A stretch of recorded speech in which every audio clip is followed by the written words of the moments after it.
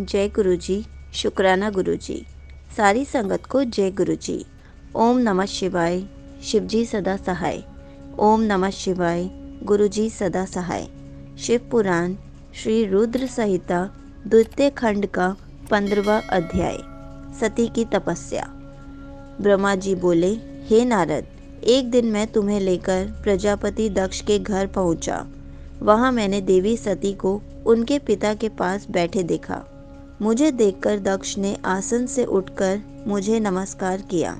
तत्पश्चात सती ने भी प्रसन्नता पूर्वक मुझे नमस्कार किया। हम दोनों वहां आसन पर बैठ गए। तब मैंने देवी सती को आशीर्वाद देते हुए कहा, सती, जो केवल तुम्हें चाहते हैं और तुम्हारी ही कामना करते हैं, तुम भी मन में उन्हीं को सोचती हो और उसी के रूप का स्मरण करती हो। उन्हीं सर्वज्ञ जगदीश्वर महादेव को तुम पति रूप में प्राप्त करो, वे ही तुम्हारे योग्य हैं। कुछ देर बाद दक्ष से विदा लेकर मैं अपने धाम को चल दिया। दक्ष को मेरी बातें सुनकर बड़ा संतोष एवं प्रसन्नता हुई। मेरे कथन से उनकी सारी चिंताएं दूर हो गई। धीरे धीरे सती ने कुमारावस्था पार कर ली और वे युवा अवस्था में प्रवेश कर गई। उनका रूप अत्यंत मनोहारी था। उनका मुख दिव्य तेज से शोभायमान था। देवी सती को देखकर प्रजापति दक्ष को उनके विवाह की चिंता होने लगी। तब पिता के मन की बात जानकर देवी सती को देखकर प्रजापति दक्ष को उनके विवाह की चिंता होने लगी। तब पिता के मन की बात जानकर देवी सती ने महादेव को पति रूप में पाने की इच्छा अपनी माता को बताई। उन्होंने अपनी माता से भगवान शंकर को प्रसन्न करने के लिए तपस्या करने की आज्ञा मांगी। उनकी माता ने आज्ञा देकर घर पर ही उनकी आराधना आरंभ करा दी। आश्विन मास में नंदा अर्थात प्रतिपदा, षष्ठी और एकादशी तिथियों में उन्होंने भक्ति पूर्वक भगवान शिव का पूजन कर उन्हें गुड़, भात और नमक का भोग लगाया व नमस्कार किया। इसी प्रकार एक मास बीत गया। कार्तिक मास की चतुर्दशी को देवी सती ने मालपुओं और खीर से भगवान शिव को भोग लगाया और उनका निरंतर चिंतन करती रही। मार्गशीर्ष मास के कृष्ण पक्ष की अष्टमी को वे तिल, जौ और चावल से शिवजी की आराधना करती और घी का दीपक जलाती। पौष माह की शुक्ल पक्ष सप्तमी को पूरी रात जागरण कर सुबह खिचड़ी का भोग लगाती।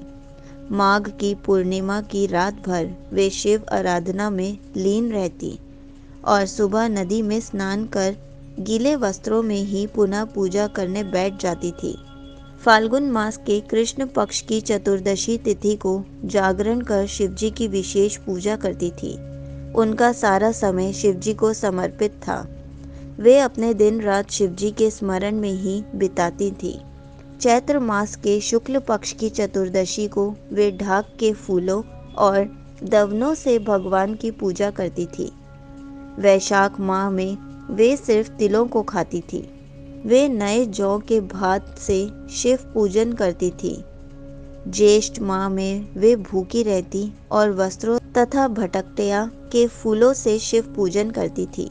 आषाढ़ मास के शुक्ल पक्ष की चतुर्दशी को वे काले वस्त्रों और भटकटिया से रुद्र देव का पूजन करती थी।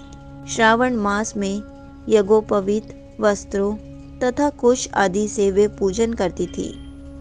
भाद्रपद मास में विभिन्न फूलों व फलों से वे शिव को प्रसन्न करने की कोशिश करती। वे सिर्फ जल ही ग्रहण करती थी। देवी सती हर समय भगवान शिव की आराधना में ही लीन रहती थी। इस प्रकार उन्होंने दृढ़ता पूर्वक नंदा व्रत को पूरा किया। व्रत पूरा करने के पश्चात वे शिवजी का ध्यान करने लगी। वे निश्चित आसन में स्थित हो निरंतर शिव आराधना करती रहीं। हे नारद, देवी सती की इस अनन्य भक्ति और तपस्या को अपनी आंखों से देखने मैं, विष्णु तथा अन्य सभी देवी देवता और ऋषि मुनि वहां गए। वहां सभी ने देवी सती को भक्ति पूर्वक नमस्कार किया और उनके सामने मस्तक झुकाए। सभी देवी देवताओं ने उनकी तपस्या को सराहा। तब सभी देवी देवता और ऋषि मुनि मेरे ब्रह्मा और विष्णु सहित कैलाश पर्वत पर पहुँचे। वहाँ भगवान शिव ध्यान मग्न थे। हमने उनके निकट जाकर दोनों हाथ जोड़कर उन्हें प्रणाम किया तथा उनकी स्तुति आरंभ कर दी। हमने कहा, प्रभु, आप परम शक्तिशाली हैं। आप ही सत्व, रज और तप आदि शक्तियों के स्वामी हैं। वेद त्रयी, लोक त्रयी आपका स्वरूप है। आप अपनी शरण में आए भक्तों की सदैव रक्षा करते हैं। आप सदैव भक्तों का उद्धार करते हैं। हे महादेव, हे महेश्वर, हम आपको नमस्कार करते हैं। आपकी महिमा जान पाना कठिन ही नहीं, असंभव है। हम आपके सामने अपना मस्तक झुकाते हैं। ब्रह्मा जी बोले, नारद, इस प्रकार भगवान शिव शंकर की स्तुति करके सभी देवता मस्तक झुकाकर शिव जी के सामने चुपचाप खड़े हो गए। संगत जी, यहीं पर शिव पुराण श्री रुद्र संहिता द्वितीय खंड का 15वां अध्याय समाप्त होता है। जय गुरु जी। शुक्राना गुरु जी।